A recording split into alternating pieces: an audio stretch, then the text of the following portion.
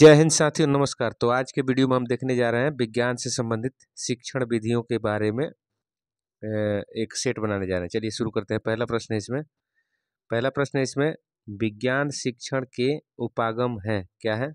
तो अग्रिम व्यवस्थापक प्रतिमान। ठीक है जी। अगला सवाल देखिए, विज्ञान शिक्षण में कार्यवाही से क्या आशय है? तो विज्ञान शिक्षण में कार्यवाही से क्या आशय है बताइए। तो इसका सही उत्तर हो जाएगा सी। क्या हो जाएगा जी इसका सही उत्तर? इसका सही उत्तर हो जाएगा सी। क्या लिख रहा है? बालक द्वारा उत्तेजना के आधार पर गत्यात्मक क्रिया का संपादन करना। ठीक है जी, ये कार्यवाही का आशय है। ठीक है। अगला सवाल है देखिए, अधिन्यास में तैयार किया जाता है। क्या तैयार किया जाता है? तो बालकों का प्रगति चार्ट। ठीक है। अगला सवाल देखिए 4 नंबर, विज्ञान शिक्षण छात्र के व्यक्तित्व के गुणों को विकसित करता है। तो किस तरह से?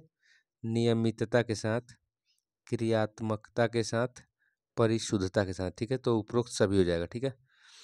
कोठारी आयोग के अनुसार प्राथमिक स्तर पर पढ़ाना चाहिए। क्या पढ़ाना चाहिए?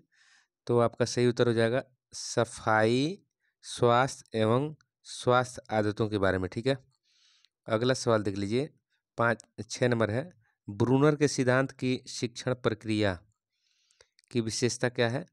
तो इसका सही उत्तर हो जाएगा सीखने की प्रवृत्ति, ज्ञान की संरचना, तारतम्य व पुनर्बलन। तो उपरोक्त सभी हो जाएगा। ठीक है जी।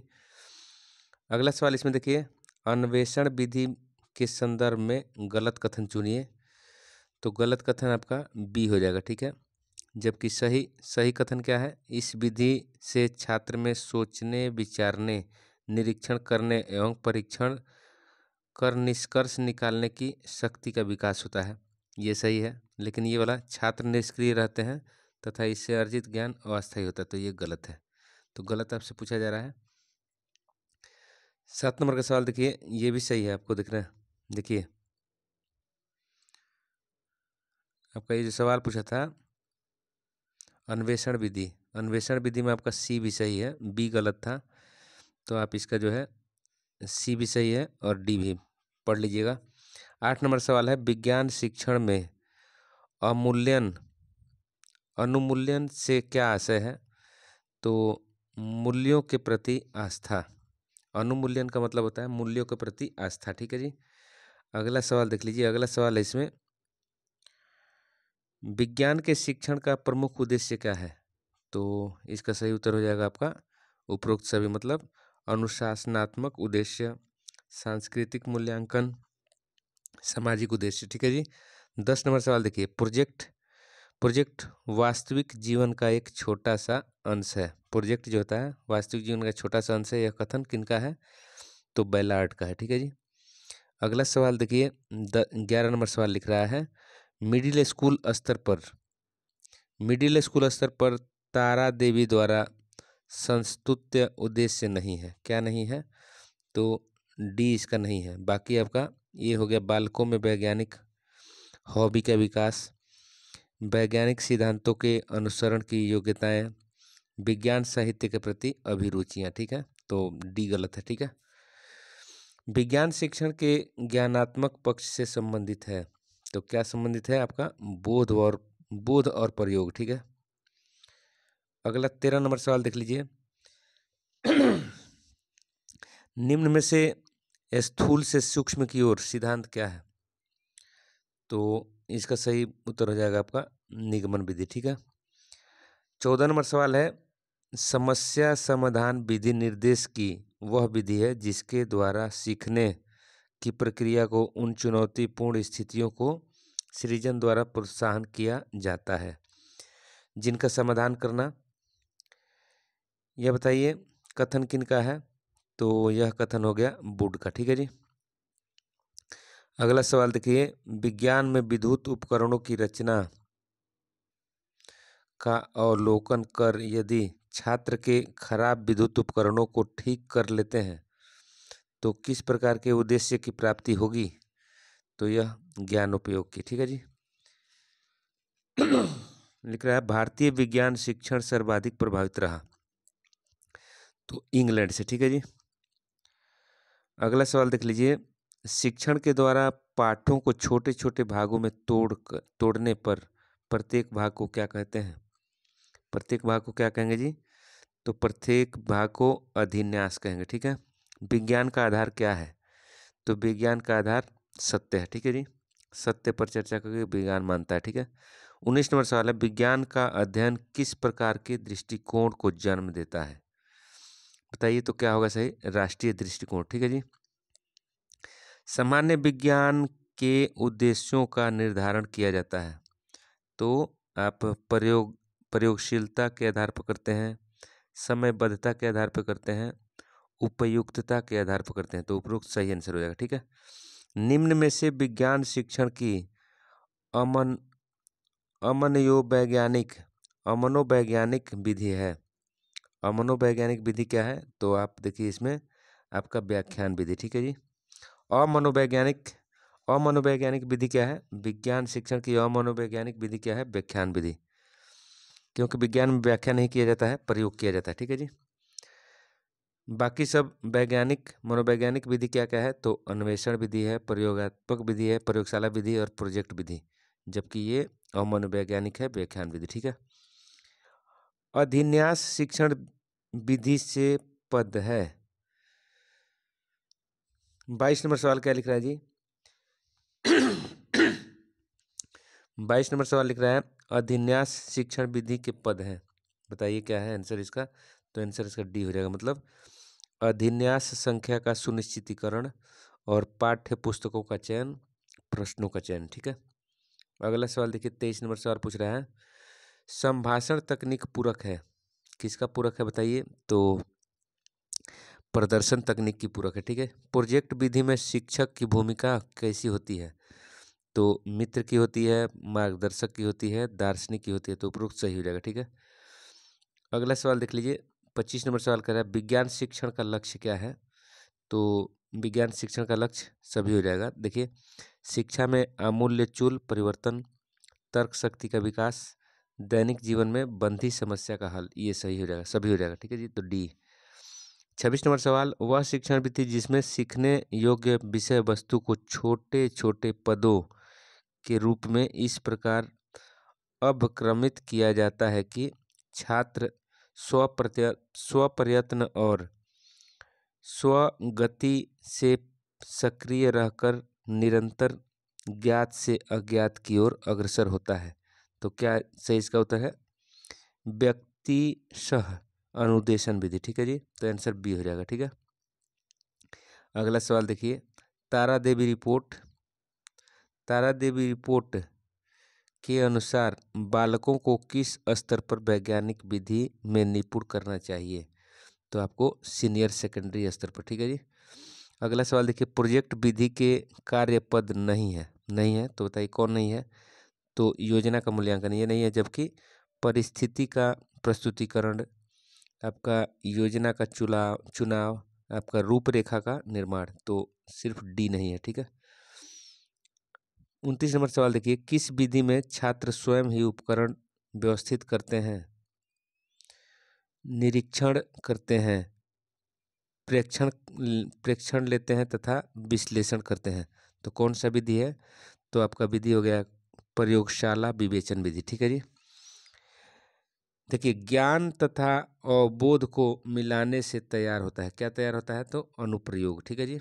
अगला सवाल देख लीजिए, अगला सवाल है 31 नंबर, विज्ञान शिक्षण की कमियों को दूर करने हेतु किस का गठन किया गया, जिसकी रिपोर्ट 1960 में प्रकाशित हुई? तो कोठारी आयोग, ठीक है जी, 1966 में, ठीक है जी।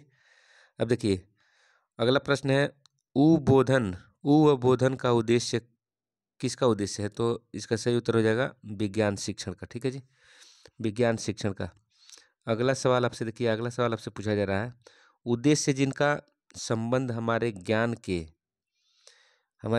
के पुनः स्मरण, पहचान, बौद्धिक क्षमता एवं कौशल विकास से है, संबंधित है, किससे संबंधित है? तो आपका सही उत्तर हो जाएगा ज्ञानात्मक पक्ष से, ठीक है जी। अगला सवाल देखिए, निम्न में से निगमन विधि का पद नहीं है, बताइए तो कौन पद नहीं है? विश्लेषण इसका नहीं है, जबकि नियम का बताया जाना है, प्रयोग अथवा उदाहरण है, अभ्यास अथवा परीक्षण है, जबकि विश्लेषण नहीं है। ठीक है, देखिए प्रोग्राम्ड लर्निंग मतलब अभिक्रमित स्वाध्याय विधि के जन्मदाता कौन है? तो B.F. स्किनर। ठीक है, अगला सवाल देखिए 36 नंबर सवाल, वैज्ञानिक अभिवृत्ति युक्त बालक की पहचान है। कैसे पहचान है? तो उपरोक्त सभी मतलब वैचारिक संकीर्णता से दूर रहता है, बृहद दृष्टिकोण रखता है, सही निर्णय लेता है। ठीक है, तो वैज्ञानिक अभिवृत्ति वाला बालक का पहचान है। ठीक है जी, देखिए विज्ञान शिक्षण में कौशलों में प्रयोग से छात्रों में परिवर्तन आएगा। क्या आएगा? तो उपरोक्त सभी मतलब हाथ से आकृतियां सही खींचना, सही ढंग से मापन, तालिका को शीघ्र व सही पढ़ना। ठीक है, तो उपरोक्त सभी हो जाएगा।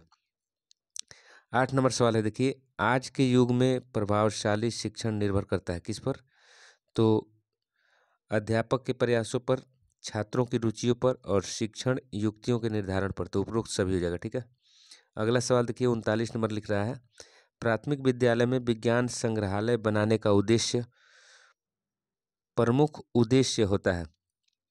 बनाने का सबसे प्रमुख उद्देश्य क्या होता है? तो सही उत्तर हो जाएगा इसका छात्रों में अवलोकन तथा संग्रह करने की आदत डालना। तो आंसर सी हो जाएगा। ठीक है, अगला सवाल देख लीजिए, टोली शिक्षण के संदर्भ में निम्न में से कौन सा कथन गलत है? टोली शिक्षण मतलब सामूहिक, तो इसमें सी गलत है। ठीक है जी, जबकि आपका सामूहिक विचार विमर्श होता है, शिक्षक व छात्र की समान रुचि होती है, सही है, स्वतंत्र ज्ञान पर आधारित शिक्षण होता है। तो ये तीनों सही है, लेकिन सी गलत है। देखिए विज्ञान शिक्षण से छात्र के व्यवहार में परिवर्तन आता है। तो किस तरह से? तो समस्या का विश्लेषण करता है, तथ्यों की उपयुक्तता की जांच करता है, तथ्यों में परस्पर संबंध स्थापित करता है। तो उपरोक्त सभी हो जाएगा। ठीक है जी, अगला सवाल देखिए 42 नंबर, शिक्षण क्रिया आयोजित की जाती है। इसका सही उत्तर क्या हो जाएगा जी? तो शिक्षण आपका बालक के व्यवहार में परिवर्तन लाने हेतु शिक्षण क्रिया आयोजित की जाती है। देखिए विज्ञान शिक्षण में नियंत्रण से अभिप्राय क्या है? तो नियंत्रण से अभिप्राय है आपका बालक द्वारा आवेगों पर नियंत्रण, शिक्षा द्वारा बालकों में परिवर्तन। देखिए बालकों का अपनी क्रिया को साधना। ठीक है, तो उपरोक्त सभी हो जाएगा। अगला सवाल देख लीजिए 44 नंबर, ह्यूरिस्टिक विधि का एक उद्देश्य है। ह्यूरिस्टिक विधि का एक प्रमुख दोष क्या है? तो दोष क्या है इसमें? देखिए प्रमुख इसमें दोष क्या है? अनुसंधान केंद्रित होना। ठीक है, अनुसंधान केंद्रित होना इसी का ह्यूरिस्टिक विधि का एक दोष है। देखिए हस्तांतरण कौशल का संबंध क्या है? तो हस्तांतरण कौशल का संबंध आपको जो है उपकरणों के उपयोग से है। ठीक है जी, अगला सवाल देख लीजिए 46 नंबर, छात्रों के व्यक्तिगत व मानसिक विकास में सर्वाधिक योगदान दे सकता है। तो ये आपको सही उत्तर क्या हो जाएगा जी? तो विज्ञान शिक्षण। ठीक है जी, विज्ञान शिक्षण के क्रियात्मक पक्ष का वर्गीकरण प्रस्तुत किया, किसने किया प्रस्तुत? तो B.S. ब्लूम ने। ठीक है, अगला सवाल देख लीजिए 48 नंबर, कक्षा में जाने से पूर्व अध्यापक की पूरी तैयारी कर लेनी चाहिए। अध्यापक को पूरी तैयारी कर लेनी चाहिए, क्योंकि शिक्षा की प्रगति के लिए कोई अन्य बात इतनी बाधक नहीं है जितनी कि योजना की अपूर्ण तैयारी है। यह कथन किसकी है? तो यह कथन है डेविस की। ठीक है जी, मतलब पढ़ाने जाने से पहले आपको खुद तैयारी करना पड़ेगा। देखिए पाठ्य पुस्तकों में मूल्यांकन तथा गुणवत्ता सुधार की दिशा में कौन सी संस्था कार्यरत है? तो NCERT। ठीक है जी, अगला सवाल देख लीजिए, विज्ञान शिक्षण की अभिक्रमिक अनुदेशन विधि के जन्मदाता कौन है? तो इसका सही उत्तर हो जाएगा आपका B.F. स्किनर। ठीक है, अगला सवाल देख लीजिए 51 नंबर सवाल है, जब किसी विषय वस्तु का ज्ञान बालकों के मस्तिष्क स्तर पर अवशोषित किया जाता है, तो इसे कहते हैं, क्या कहते हैं? इसे कहते हैं अवबोधन। ठीक है जी, अगला सवाल देखिए, विज्ञान शिक्षण के भावात्मक पक्ष से संबंधित है। भावात्मक पक्ष से क्या संबंधित है? तो प्रतिक्रिया व अनुमूल्यन। ठीक है जी, अगला सवाल देखिए, सामान्य विज्ञान संबंधी योग्यताएं हैं। तो आपका सही उत्तर क्या हो जाएगा जी? तो वैज्ञानिक पदावली का प्रयोग, वैज्ञानिक यंत्रों और उपकरणों का उपयोग, देखिए प्रदत्तों के विश्लेषण एवं व्याख्या की योग्यताएं, ठीक है। तो उपरोक्त सभी हो जाएगा, इसका क्या हो जाएगा, उपरोक्त सभी। परिकल्पना का अर्थ क्या है, परिकल्पना का अर्थ क्या है जी, तो परिकल्पना का अर्थ है आपका, सही उत्तर क्या हो जाएगा, समस्याओं का संभावित हल, ठीक है। परिकल्पना का मतलब होता है। अगला सवाल देख लीजिए, अगला सवाल है 55 नंबर। अधिन्यास विधि द्वारा विज्ञान शिक्षण अधिक उपयुक्त है क्योंकि इसमें होता है, क्या होता है, तो इसमें प्राथमिक शिक्षण विधियों का निरूपण होता है, ठीक है। तो आंसर डी हो जाएगा। अगला सवाल देख लीजिए, अन्वेषण विधि के सिद्धांत हैं। अन्वेषण विधि के सिद्धांत क्या है, तो मैंने वैज्ञानिक दृष्टिकोण, ठीक है जी। अगला सवाल देख लीजिए 57, विज्ञान शिक्षण के ऐतिहासिक क्रम में किस तकनीक का अधिकाधिक प्रयोग होता है, तो आपका सही उत्तर हो जाएगा आपका दत्त कार्य विधि का, ठीक है जी। अगला सवाल देख लीजिए, पाठ्य योजना की पंचपदीय प्रणाली क्या है, तो इसका सही उत्तर हो जाएगा मॉरिसन की, ठीक है जी, मॉरिसन की पंचपदीय प्रणाली है, ठीक है।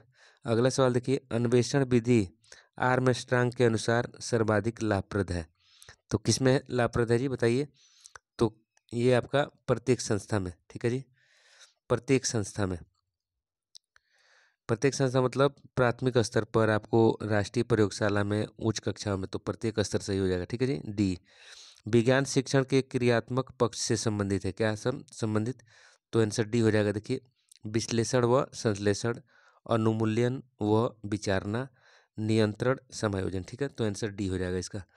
सफल विज्ञान शिक्षण से छात्र की रुचियों में परिवर्तन अपेक्षित है, तो आंसर आपका डी हो जाएगा। देखिए विज्ञान साहित्य पढ़ना, वैज्ञानिकों की जीवनी पढ़ना, वैज्ञानिक क्लब में साहित्य, ठीक है जी।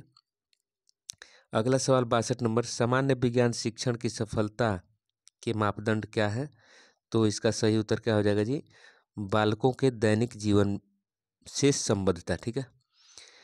63 नंबर, विज्ञान शिक्षण की समस्या समाधान विधि को क्या कहा जाता है, तो आपका सही उत्तर हो जाएगा वैज्ञानिक विधि, ठीक है जी। अगला सवाल देख लीजिए, योजना विधि का जन्म माना जाता है, योजना विधि का जन्म माना जाता है, बताइए, तो प्रकृतिवाद से, ठीक है। प्राथमिक स्तर पर बालकों को जानकारी देनी चाहिए, तो सही उत्तर हो जाएगा वैज्ञानिक विधि की और निगमनात्मक विधि की, ठीक है जी। आंसर क्या हो जाएगा, सी, ए और बी दोनों। प्राथमिक स्तर पर सामान्य विज्ञान के 3 प्रमुख उद्देश्य हैं, तो ज्ञान, अवबोध और अनुप्रयोग, ठीक है जी, तो आंसर ए हो जाएगा। अगला सवाल देखिए 66 नंबर, 67 नंबर सवाल देखिए, निम्नलिखित